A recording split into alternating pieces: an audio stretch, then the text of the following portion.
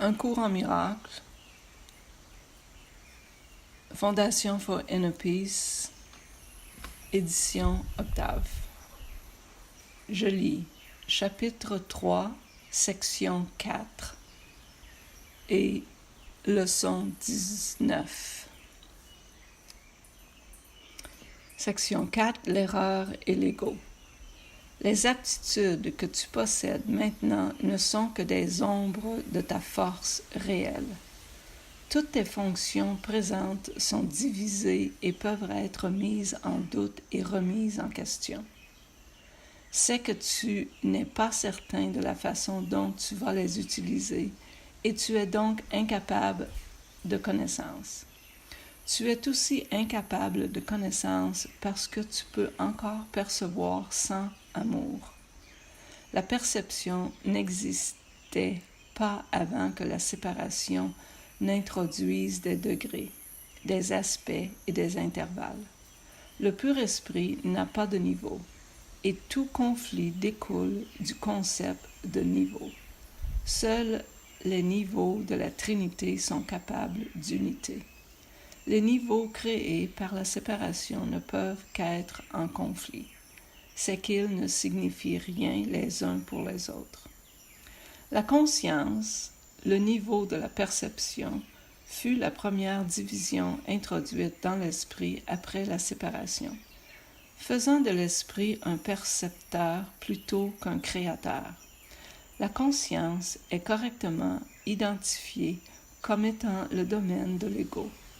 L'ego est une tentative de l'esprit faux pour te percevoir toi-même tel que tu souhaites être plutôt que tel que tu es.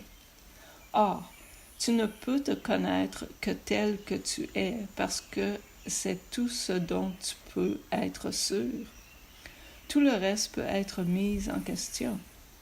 L'ego est l'aspect interrogateur de soi, de l'après-séparation, qui a été fait plutôt que créé. Il est capable de poser des questions, mais non de percevoir des réponses significantes, parce que celles-ci impliqueraient la connaissance et ne peuvent être perçues. L'esprit est donc confus parce que seule l'unité d'esprit peut être sans confusion. Un esprit séparé ou divisé doit être confus. Il est nécessairement incertain de ce qu'il est et doit être en conflit parce qu'il est en désaccord avec lui-même. Cela rend ces aspects étrangers les uns aux autres, et c'est l'essence même de cette condition propice à la peur dans laquelle l'attaque est toujours possible. Tu as tout lieu d'avoir peur tel que tu te perçois toi-même. C'est pourquoi tu ne peux pas échapper de la peur jusqu'à ce que tu te rendes compte que tu n'étais pas et ne pouvais pas te créer toi-même. Tu ne peux jamais rendre vrai tes malperceptions, et ta création est au-delà de ta propre erreur. C'est pourquoi il faudra que tu finisses par choisir de guérir la séparation. Il ne faut pas confondre la justesse d'esprit avec esprit connaissant, parce qu'elle ne peut s'appliquer qu'à la perception juste. Tu peux être de l'esprit juste ou de l'esprit faux, et même là, il peut y avoir des degrés, ce qui démontre clairement que la connaissance n'y entre pas. Employée correctement, l'expression « juste d'esprit » sert à désigner la correction de la fausseté d'esprit, et elle s'applique à l'état d'esprit qui induit la perception exacte. C'est un esprit de miracle parce qu'il guérit la malperception, ce qui est certes un miracle vu la façon dont tu te perçois toi-même. La perception comporte toujours quelque mauvais usage de l'esprit, parce qu'elle amène l'esprit dans des zones d'incertitude. L'esprit est très actif. Quand il choisit d'être séparé, il choisit de percevoir. Jusque-là, sa seule volonté est de connaître. Après, il ne peut que faire des choix ambigus. et la seule voie qui mène hors de l'ambiguïté est la perception claire.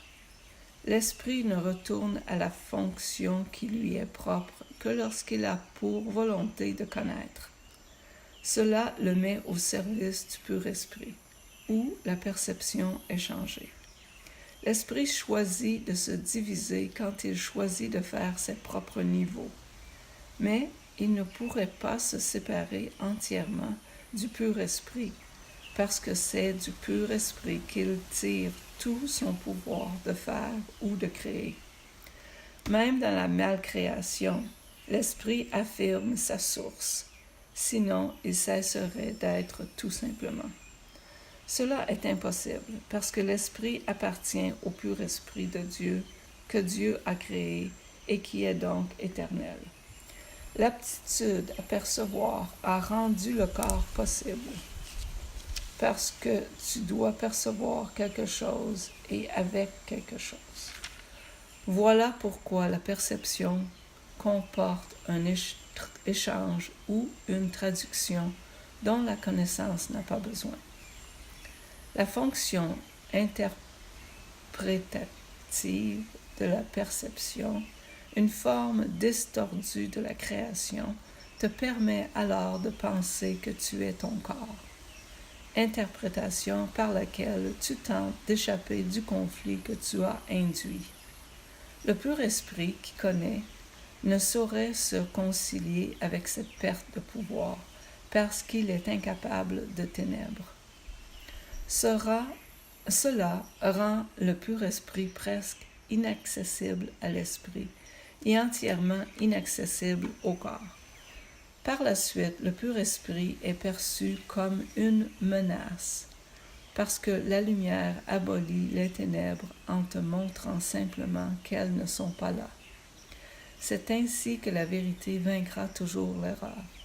Cela ne peut pas être un processus actif de correction parce que, comme je l'ai déjà souligné, la connaissance ne fait rien. Elle peut être perçue comme un agresseur, mais elle ne peut pas attaquer. Ce que tu perçois comme une attaque de sa part, c'est ta propre vague reconnaissance de ce que tu peux toujours te souvenir de la connaissance, puisqu'elle n'a jamais été détruite. Dieu et sa création restent en toute sûreté et connaissent donc qu'il n'existe aucune malcréation. La vérité ne peut pas s'occuper des erreurs que tu veux toi. J'étais un homme qui se souvenait du pur esprit et de sa connaissance. En tant qu'homme, je n'ai pas tenté de contrebalancer l'erreur par la connaissance, mais de corriger l'erreur de bas en haut. J'ai démontré à la fois l'impuissance du corps et la puissance de l'esprit. En unissant ma volonté à celle de mon Créateur, je me suis naturellement souvenu du pur esprit et de son but réel. Je ne peux pas unir pour toi ta volonté et celle de Dieu, mais je peux effacer toutes les malperceptions de ton esprit si tu me laisses le guider.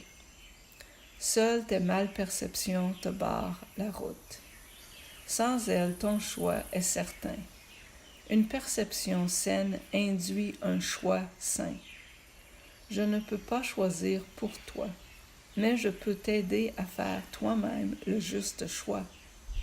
Il y a beaucoup d'appelés, mais peu d'élus. Devrait être. Tous sont appelés, mais peu choisissent d'écouter. Par conséquent, ils ne font pas le juste choix. Les élus sont simplement ceux qui font le juste choix plus tôt. Les esprits justes peuvent faire cela maintenant et ils trouveront du repos pour leur âme.